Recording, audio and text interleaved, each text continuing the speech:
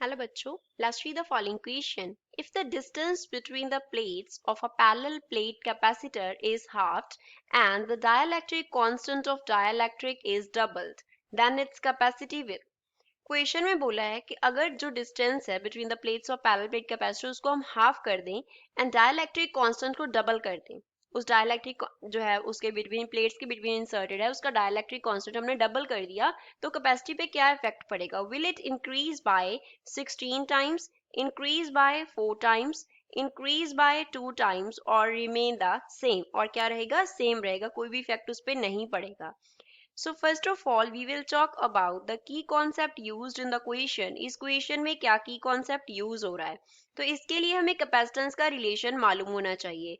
Capacitor की capacitance को हम C से डिनोट करें तो ये इक्वल होता है epsilon not K into A upon D के. अब यहाँ पे इस तरीके से सपोज हमारे पास पैरेलल प्लेट कैपेसिटर है तो टू उसकी जो पैरेलल प्लेट्स है उनको हम ड्रॉ कर लेते हैं.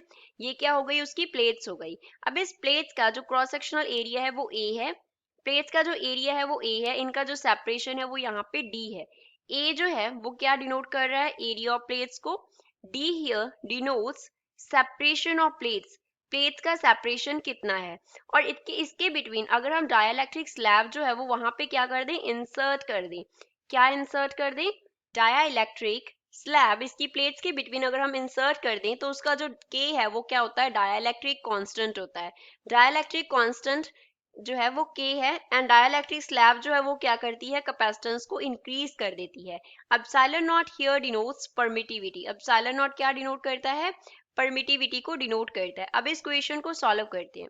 क्वेश्चन में बोला है डाइलेक्ट्रिक कांस्टेंट को डबल कर दिया मींस K को डबल कर दिया एंड सेपरेशन को हाफ कर दिया मींस D को हाफ कर दिया. तो C डैश जो होगा वो क्या होगा? Epsilon naught as it is आ गया, A एज इट इज आ गया, डाइलेक्ट्रिक कांस्टेंट को चेंज किया है एंड सेपरेशन को चेंज किया है. D डैश जो है वो क्या है? D बाय 2 कर दिया मींस हाफ कर दिया सेपरेशन. K डैश को क्या कर दिया? डबल कर दिया मींस 2K कर दिया. तो यहाँ पे फिल कर देते हैं. So C dash will be equals to epsilon not into A into 2 into K upon D by क्या हो गया? 2 हो गया. तो यहाँ से C डैश किसके इक्वल आ गया? Epsilon not into A into 2K into हमारे पास क्या हो गया? 2 डिवाइड बाय क्या है? D है. तो इसको फर्दर हम क्या लिख सकते हैं? 4 epsilon not A into K upon में D. तो यहाँ से हमारे पास रिलेशन आ गया that C will be equals to 4 times of C dash will be equals to 4 times of C. Means capacitance 4 times increase हो जाएगा. तो गिवन ऑप्शन में से बी इस क्वेश्चन का करेक्ट आंसर है. I hope you understood well. Thanks.